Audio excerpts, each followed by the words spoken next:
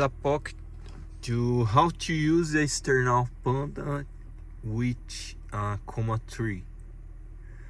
I'm trying to work in the port of GWM Raval of my dad's car, and I break the steps in baby steps. Now I am trying to control a Toyota Corolla, which don't need external Panda, which external Panda. So here the Toyota harness now is connected to the internal Panda, and the auxiliary port is connected to OTG adapter and the external red Panda, and the car camera harness is connected to external red Panda.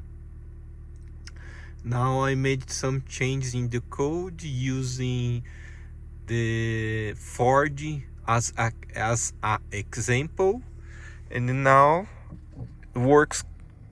The external red Panda control cars fine. There's a lot of speed in this local street. I change to experimental mode. And here it is. Works like a charm. I try to stop in the front of this bus.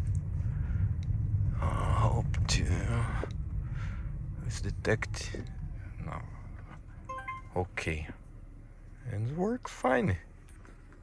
The car is connected to external red Panda.